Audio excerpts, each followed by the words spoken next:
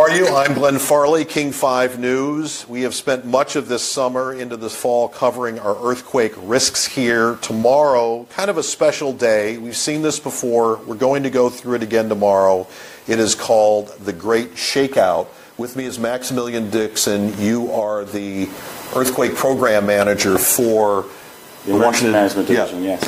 For the department, under the Washington Military Department, which includes the National Guard. You're kind of on the civilian side. You're in emergency management. I want to get into this in a minute, but basically the Great Shakeout is what? What do you hope to get from that? So Washington State has the second highest earthquake risk in the country, behind California. So since we don't have large earthquakes here very often, although we do have hundreds of earthquakes every year that most people don't know about, we want people to practice drop, cover, and hold on 10/19, at 10/19, or whenever they can around the year. So it's really about earthquake preparedness, how to protect yourself during an earthquake, and knowing what the risks are. Everybody associates this with schools. Let's talk about the schools. What are you asking the schools to do? What are you hoping that the students come away with? So I really want the schools to understand that this is earthquake country. There is an earthquake risk. It's not a matter of if, it's a matter of when. And so they know what to do to protect themselves during an earthquake. And I also want them to understand, that they need to get prepared, what that means, and also to not be scared, but to be informed, so that they can protect themselves as easily as possible. And also, it's not just the schools, it's also businesses, it's state agencies, federal agencies, governments, just anyone and everyone in Washington State. We want them to be able to practice, drop, cover, and hold on. Right. Do people feel like they are going through the motions here or really starting to get it? I think people are starting to get it. This year, we so far have over 1.2 million registered participants, which is our best year yet. And we've been doing this for 6 years, so we're very happy that we have more people every year. We're looking to do even more next year, but I think people are starting to get it. They're starting to understand. The media is paying attention. Our governor is paying attention. There's a lot of efforts on getting funding and getting people prepared. So I think people are getting serious about it, and that's a great thing. Also, I want to mention that on the coast, schools are doing evacuation drills, tsunami evacuation drills, because that is also very important. Because when we have a Cascadia subduction zone earthquake, the big one, we're also going to have a tsunami.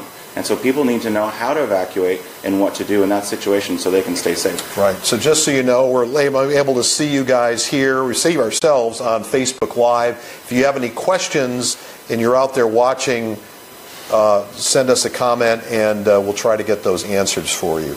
We have a whole bunch of supplies here. Some of them are actually based here. We're in the seismology lab for the Pacific Northwest Seismic Network. We're at the University of Washington. And when an earthquake happens, this is where we're going to see it. We're going to bring in a seismologist in a few minutes, but I want to talk about the supplies ahead of us. You brought in a bag. Some of these are actually based here, including this large water container. There's actually a stack of them. They all sort of will interlock together. This one's got water in it, so it's fairly heavy. Food. What are we looking at here? So this is a kit that I carry in my car. And the reason why I carry it in my car or my vehicle is because that's usually the kit that's going to be closest to me, whether I'm at work or shopping or at home. And what I have in it are some essentials. First aid kit, some water and a water filter because we can't have enough water. What you want to have is 2 weeks ready. 1 gallon of water per person per day for 2 weeks. But obviously this kit is a smaller. It's in my car. So I have some essentials. Like I said, the first day I have some toothbrushes, flashlight, NOAA weather radio, some extra food and drinking water, some entertainment. I've got a battery charger for my cell phone. I've got a multi-tool so I can open up cans, food. I've got a little bivy sack that I can put around me to keep me warm, as well as a poncho. I have an extra hat. Of course, my cert right in the rain so I can take notes if I need to. I also have my important documents here in a waterproof pouch, and it's also password protected. A toothbrush and a little. Those are on a thumb drive. Yes, yeah. This is on a USB thumb drive. Yes, and then also, I just want to make sure that I have the basic essentials: medication and some earplugs. You never know if you're going to sleep in a shelter or somewhere you want to be quiet, so I have some earplugs in there. So these are just basically having an emergency kit. You want to have first aid, stay dry, have some light, no weather radio so you can get informed, extra battery for your cell phone when they start working, and just some other essentials. We had, Patty wants to know, California had an earthquake. I'm not sure about today, but they have them all the time. She asked, are we expecting one soon? As an emergency manager, and we'll ask this question to our seismologist here in a minute, when you must get that question all the time. How do you answer that? I expect there to be an earthquake every day. So I prepare other people. I'm always on the ready to be activated because I expect an earthquake to happen every day. Every day? Every day. So we've talked a lot about the Cascadia subduction zone. If we walk over here to this screen, you can see it right there. It's basically where the ocean floor is forced under North America. That's the one we talk about most of the time because that one is sort of on a schedule, 300 to 500 years typically, kind of 250 years on average. But that's not the only risk. Correct. There are actually faults all over the state. So we have surface faults, we have deep faults, we have the Cascadia subduction zone fault. And also something to understand is, yes, we're talking about earthquakes today. Yes, we're talking the Great Washington Shakeout. But really, this preparedness kit is to help you to get to shelter, it's to help you to reunite with your family, get where you need to go. But it's for anything, any type of disaster. You have, weather events, power outage, flood, etc. This can help you with any type of disaster situation. Yeah, this is not just for earthquakes. Correct. Well, here's something that came in from Carol. She says, we've seen the recommendation for 2 weeks of supplies. Now hearing we should have closer to 4 weeks, especially in rural areas. I don't know if I've heard 4 weeks specifically, but the further away you are from potential help in the rural area, that might not be a bad plan. Right. Always prepare as much as you can. And I understand that there are some folks who cannot prepare very much, whatever conditions that may be that are barriers that are stopping them. But really, just do the best that you can because it's a whole community effort. So the more people that prepare, they can help each other. So if someone has more food, say 4 weeks, they can help people who can't prepare as much.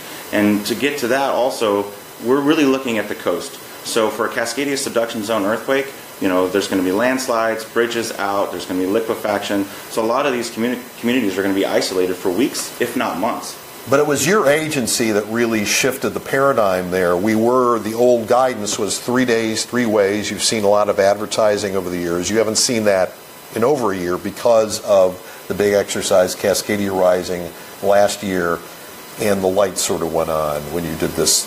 That involved 23,000 people, a lot of National Guard, yourself, everybody in your department, a lot of emergency management agencies for the cities and counties.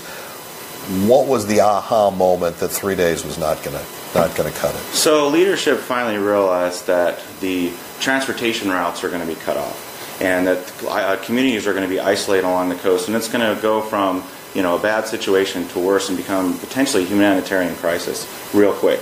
So we wanted to make sure to let people know that yes, there are different areas and different risks in the state, but 2 weeks was a good starting point for everyone, just to really hit that home that emergency responders, first responders, it's going to take us a long time. We also are impacted. We are also victims of the earthquake or the disaster, so our family is also going to be impacted, and we're going to, of course, prepare it as much as possible to be able to respond as quickly as possible, but logistics-wise, it's going to take us a long time. We'll do our best, though. The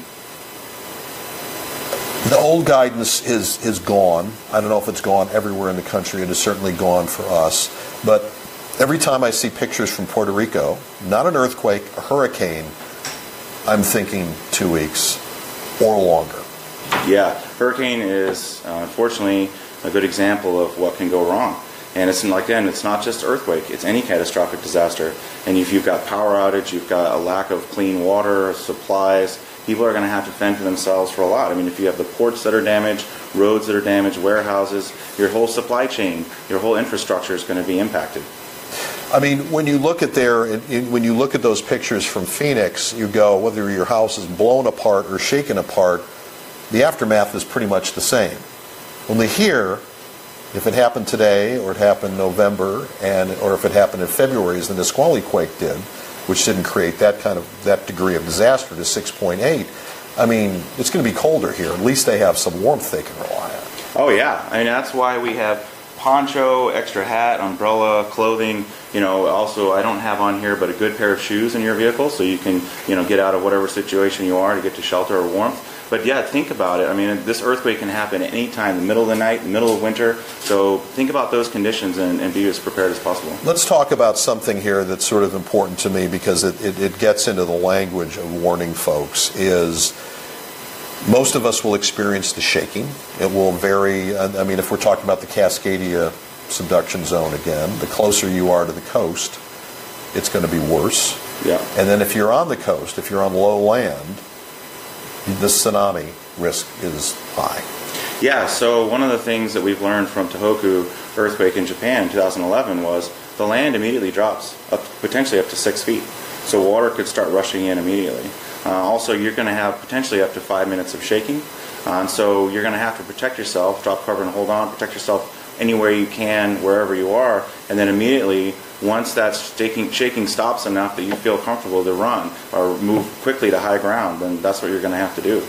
I want to go back to this for a minute because you had put this as your sealed, you put stuff in the thumb drive. Allison says remember to put all your important documents in plastic bags. If you can't transfer everything to a thumb drive, you could do that. Yes, you could. You could print it out. Whatever form or fashion, whatever way you can, you want to make sure that you have copies of important insurance information, financial information, photographs that you want to keep, all the things that you're going to need. Because if you get displaced, like folks in Hurricane Katrina, they didn't have certifications that they had to get another job somewhere else. They didn't have their resumes. They didn't have a lot of the information, their login information for their financial accounts, things like that. So just think about that, and also think about protection. You want to make sure it's password protected and that you keep it safe because you don't want somebody else getting a hold of it. Right. Well, obviously you're not going to password protect a hard document, but at least on the thumb drive, you can do that if you can transfer, if you have the means to do that. I want to bring Renata Hartog over. She is a seismologist here at the Pacific Northwest Seismic Network. I'm going to put you in the middle. You are the seismologist. So we've talked about, okay, we're ready. The biggest thing we discuss is the Cascadia subduction zone, but it's not the only threat that we face. Correct. Yes, like Maximilian already said, we have faults everywhere in the state. But specifically, the most frequent earthquakes that we have around here, every couple of decades, we have an earthquake deep in the subducting slab, where the slab... Which is Nisqually. Like Nisqually, that was in 2001. But there was a similar earthquake in 1965, 1949, so those happen actually fairly frequently. And what is the current... The seismologists do a forecast. It's kind of like a weather forecast because you give sort of the chances of another earthquake like that happening over the next 50 years, which is a pretty long-term forecast. You're saying it's pretty much going to happen? Correct. What are the odds of it happening? Oh, I do not know the exact... I think it's 85%. Yeah, right, because the recurrence time of that kind of earthquake is in the order of 30 to 50 years, and unfortunately the Earth isn't quite as regular as we would like it to be, so it's still hard to predict when the next one, or it's impossible to predict, and it's hard to forecast when the next one will be. And we're 16 years since Nisqually. It's been 16 years. But like Maximilian said, it could be tomorrow. We could have another one like that tomorrow, or it could be in another 50 years, because these things do not come on schedule. You mentioned 49, but there was a previous one in 47, so in that case, they were only 2 years apart. We have South Whidbey as another major concern. That is considered a 7.5. Generally, the Seattle fault is considered like a 7.0 to a 7.2, but at the surface. What's the difference between a deep earthquake at a 6.8, which we had in Nisqually, and a 7.0 at the surface? Your people would go, well, okay, it's 2 ticks. What's the big deal? Well, it's a big deal because you can imagine that if the earthquake happens 35 miles down below the surface, which is what Nisqually was, that by the time the waves reach the actual surface, they have already what's called attenuated quite a bit. What does that mean? They're not as big. There's not as big. There's not as big anymore. If you have the earthquake happen right at the surface, the strongest, the really strong shaking is right at the surface. Right. So, And also you'll get more secondary effects like liquefaction, etc. We have a lot of, and the good news is people are watching. We have Judy is in Yakima. We have folks, somebody who just moved here from Phoenix. We have somebody from Wapato. People are watching this from all over the state. And there's a tendency to think of it as a Western Washington problem. But there's a lot of research your department and colleagues are doing that are finding faulting even in eastern half. Correct. Yeah. So for the person from Yakima, there's a Yakima fault and thrust belt. So they have shown there are old faults in that area, but they have shown that those once in a while can be active still. And but that's what Brian Sherrod is doing. And Brian Sherrod was one of the guys. He's U.S. Geological Survey, but he's based here. He's one of the folks who did a lot of the groundbreaking research on the Seattle Fault. I remember one of those stories when we were out there in the field. He lives south. He was stuck in traffic, southbound I-5. He looks below the lower deck, and you can see dirt and rock over there, and he says, that looks like a fault. And he went back with DOT, and they trenched it, they excavated it, and found there's folds there that indicate that fault is right there, as you said, at the surface, or results from the distortion caused by the earthquake, which of course is under South Downtown Seattle, and has multiple splays that aren't entirely known because obviously we can't get on the camera and see it. But he's continuing to do that kind of research. We did a piece with him about 4 or 5 years ago, actually not too far from Yakima. It may have been on that trench, I don't remember. But they were trenching where they cut a slot across where they think there's a fault to be able to get. And look at shifting layers and things like that. Right. When you don't have earthquakes in the historic record, then the only way to get information is to go to places where you can see something in the landscape where you think, oh, this looks like there could be a fault underneath here. And then you can make a trench and go see if you see evidence of slip on that fault. Right. Which is what Brian does. And they have found evidence of slip on some of the faults in eastern Washington. We just had a couple 3.0 earthquakes in Yakima County. Correct. Just in the last week. We did. Yeah. There's a little swarm going on there. It's very interesting what it means. Again, we don't know because that's another thing in Washington and Oregon that we have these, once in a while we'll have a swarm of small earthquakes in a place and they'll just start and it will just die out again, and what it means we don't know. But we have, in the very broad scale, we have a very dynamic environment that basically sort of has Washington being sort of squeezed in an angle. Squeezed and twisted. Squeezed and twisted. Yeah. Right, exactly. Right, and so that puts pressure kind of on everything, doesn't it not? Right. Yeah, and especially it does seem that if you get to the border with Idaho, it gets, and Montana, that area, if you go that far, it's less. Most of the deformation, or at least what's currently observable in GPS motions, you can make really precise land measurements, and those show active movement in, including in the eastern Washington. We've been doing a lot of stories over the summer from last spring. We spent some time over at PANGO, the Pacific Northwest Geodetic Array, which is run out of Central Washington University. And we had gone out, this shows you just how much things have moved. I'm going to set this down for a minute, the microphone here. In 1996, we went with Tony Kamar, who was from this department, late Tony Kamar, and a gentleman from the Geological Survey of Canada, where they were already doing GPS, and they put in a GPS antenna out at Nia Bay. And they have been tracking that antenna, it was 21 years ago, ever since then. And I was talking to Tim Milburn, and we did this interview, and you go to king5.com, you can find this story. And the antenna was here in 1996. That antenna is now here. It's been tracked to have moved basically 10 inches east and about 8 inches north, or I've got those rivers. But basically, it ain't where we left it. And that really shows you in just 20 years just how much compression, just how much movement. So if you go out there, you see the ocean moving, you don't see the beach moving, everything is still, you're not still. No, but it moves very slowly compared to our human lifspan. Yeah, really, but 21 years, that's like, whoa. Absolutely. There's a whoa factor absolutely, there. Yes. There's a lot of deformation along on our western, on the plate boundary between the oceanic plate and Michelle makes a point about power dams. This is a question really for Maximilian. How well prepared are we in terms of dam safety, things like that in this state? Is that a question you're in a position to answer? So I'm not an engineer, right. So it's really a better question for an engineer and someone who works with dams and emergency management for dams.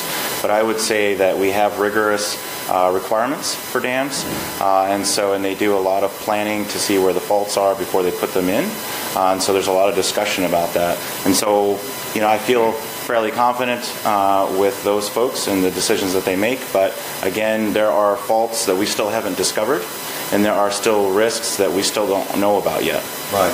When we look out there at unreinforced masonry buildings, which has been an ongoing thing, so you know what an unreinforced masonry building, typically brick, concrete block, but it has no sort of metal structure holding it together. It's just kind of relying on gravity. And there's like 1,100 of these buildings in Seattle alone. Generally, they were built before World War II.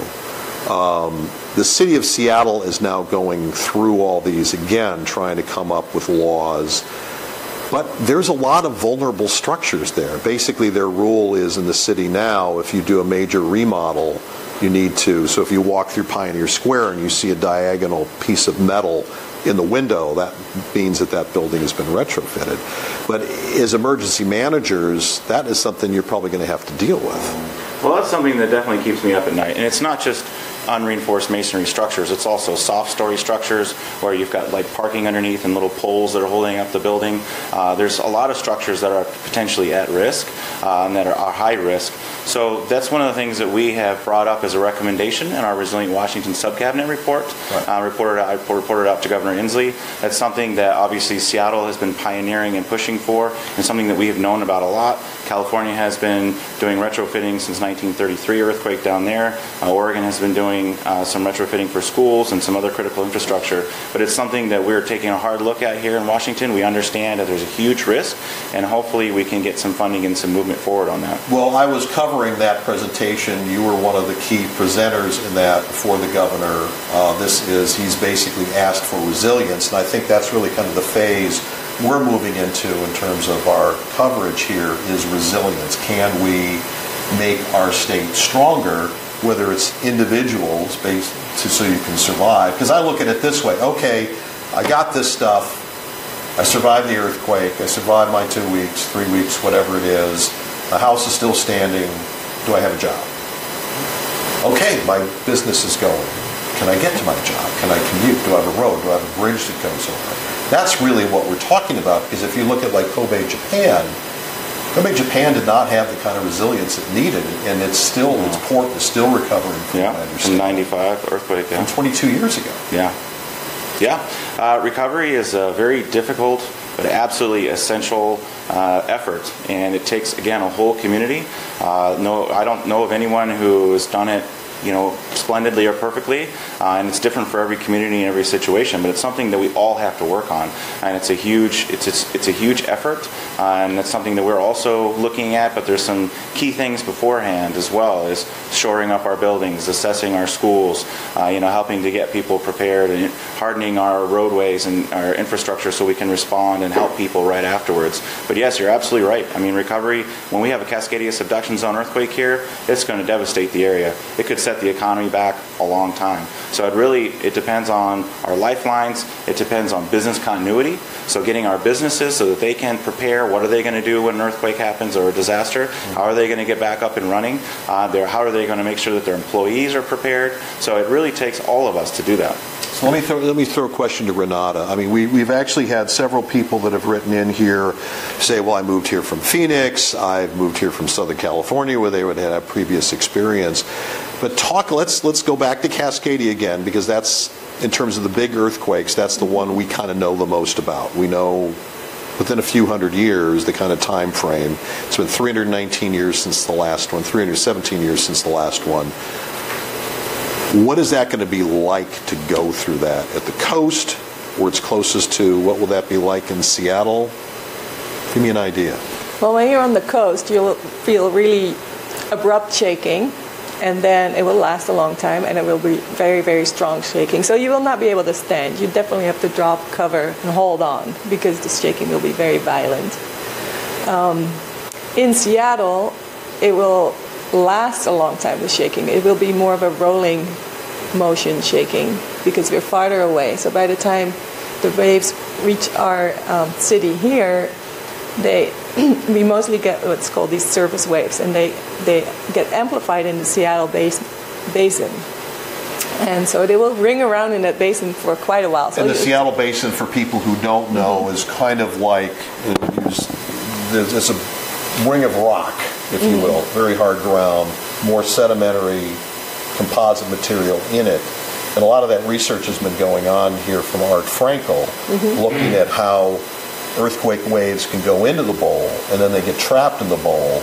And the earthquake, for the people, I remember he showed me something years ago, where for the people on the mountains that were ringing the bowl, the earthquake was over in 30 seconds. For the folks in the middle of the bowl, it lasted a lot longer. Yeah, that was in Nisqually. And so you can imagine with a subduction zone earthquake that already lasts a lot longer by itself, because it takes a long time to rupture all along the coast. Yeah.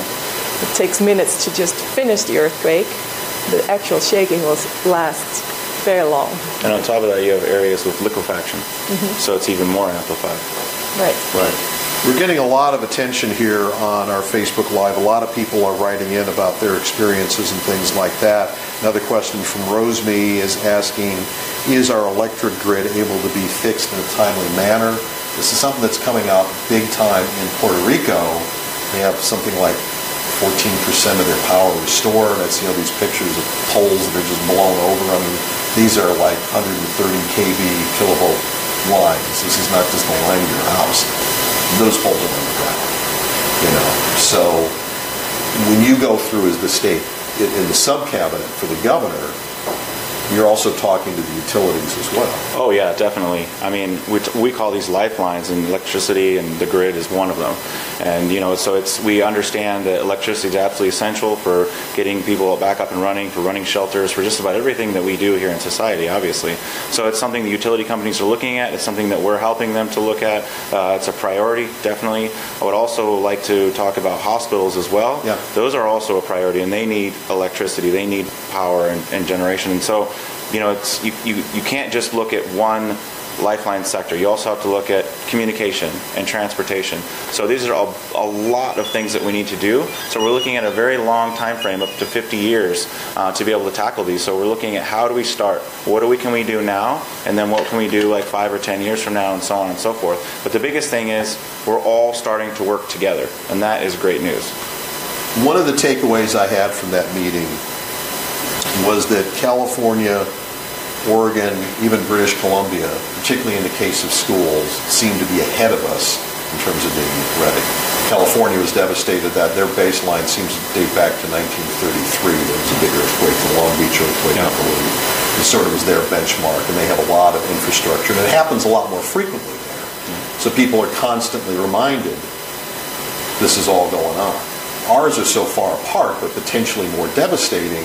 So earthquakes to most folks here are almost abstract in terms of a concept. Yeah, and unfortunately that's just like that with any disaster or crisis situation. If you haven't had it for a long time, then other things, become more important.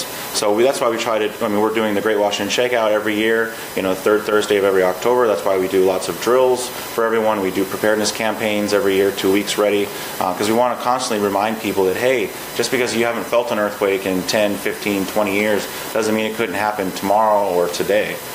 Well, we're in sort of a race here, because people ask me all the time, are earthquakes predictable? The answer is? No. No, because to predict an earthquake, you have to know when it will happen, how big it will be, and where it will happen. And getting all those three things, you can't do that. Right. You can say, okay, yeah, we know we have a fault here, and we know that it's going to have an earthquake at some point, but we don't know when. Right. So, yeah, so you can't predict. You might as well just be ready for it. You might as well be ready for it, and it's all about preparedness. So, which goes back to the question, as you said earlier, you're prepared for an earthquake every day, but you know, we can't. We've done a lot over the last 25 years to retrofit bridges. When you see the steel jackets around what had been concrete columns to keep those bridges up, so we're moving there, but it's pretty obvious we're not ready for something large today. I think that's what Cascadia Rising and all of your work in the sub-cabinet proved. So the question then becomes, do we need to speed up getting ready? Do we just need to keep going? Kind of we're going to be a lot more ready if we keep this going in 10 years and 20 years and 50 years than we are now. And I'm talking about really kind of the resilience part. You can get this stuff together in a couple of days if you're motivated. But in terms of the infrastructure, that's going to take longer. That's a money thing. Well, we've known about these risks to a certain extent for decades. And we still haven't fully inventoried our schools to see which structures are the most at risk. We haven't done basic assessments. We haven't looked at, really a long-term solution for retrofitting our most vulnerable structures. There's a lot of things that we haven't done that we've known about, and it's just because we haven't had a combination of things where we had support from the legislature, support from the governor's office, support from the public. It takes all of us. We all need to make this a priority. There's a lot of priorities out there. Unfortunately, there's a lot of bad things happening, or there's a lot of needs out there. And so it's something that all of Washington State, not just emergency management, has to get behind and say, you know what? This is a priority. We need to save our school children. We need to protect them. We need to assess our schools, and we need to do some key things so that when this earthquake happens, it's not going to be as devastating as we think it is, and we can recover as quickly as possible and save lives. But we all have to make it a priority. And you're working on the science. That's right. That he bases his department's decisions on. That's right.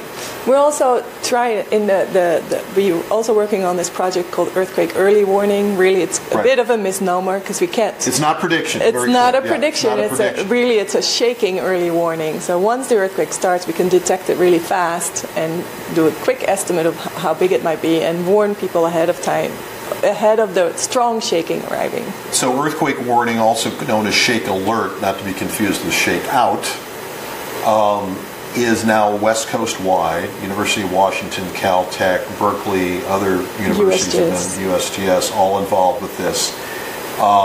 Basically, what does it do? If I'm in Seattle and this starts at the coast, which is the model or the most likely large scenario, what happens? Well, we have seismometers all over Washington and Oregon, and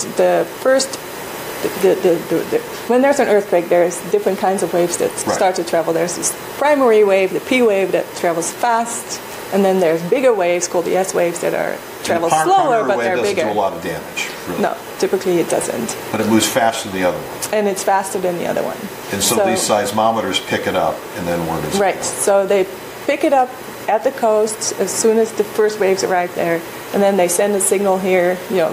We process it centrally here and at UC Berkeley and in Pasadena at Caltech, and then we can send an alert out with the speed of light, basically, with whatever the computer infrastructure is. We've been doing stories with RH2 Engineering, which is focusing on water systems, and they're part of a pilot project, so we're now in the pilot phase of this. And what that does is you have these water systems, these valves that can be 3, sometimes even 4 feet across, and it takes like 40 seconds to close that valve so you don't lose all the water out of the reservoir, the water tower, and everything else. Right now, there are, on most of these valves, or many of them, there are indicators when that feels the shaking, it will start the valve. But if you look at the valve and it takes 40 seconds to close the valve, by the time the downstream pipe breaks, if that's what happens, don't you lose all your water?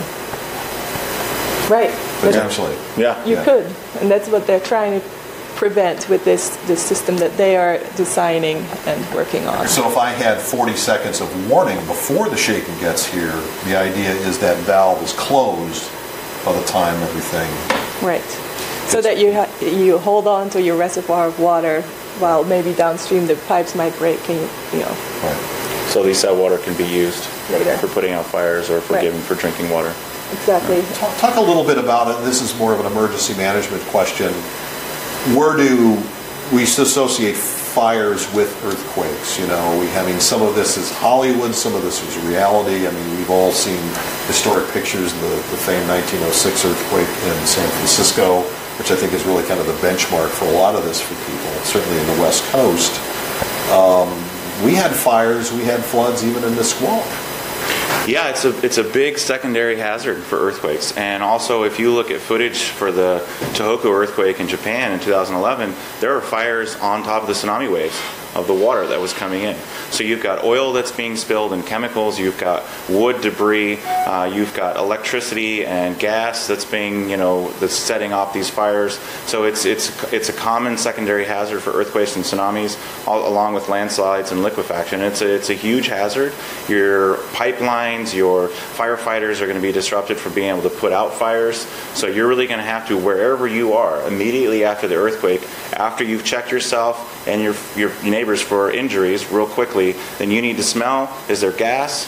Do you need to see, is there smoke? Feel, is there fire? Because if there is, you need to get out. Right.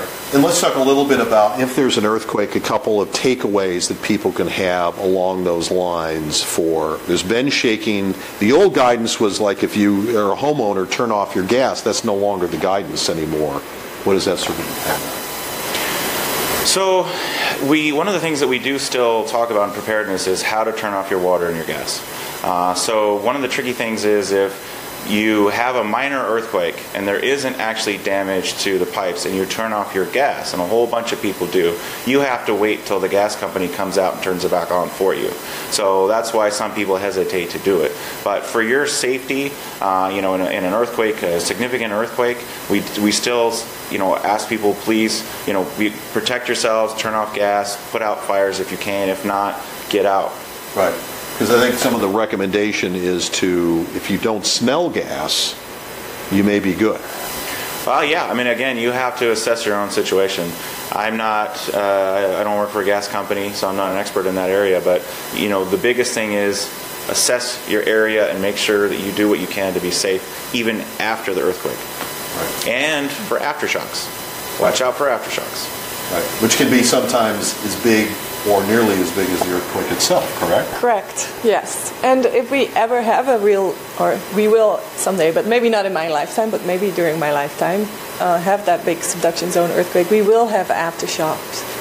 They won't be as big as the main shock, but they will be frequent. And in terms of impact in Seattle, it might not be as big from the aftershocks, but if you're closer to the coast, you'll be impacted by the aftershocks as well. So let's wrap things up here. See if there's any other questions.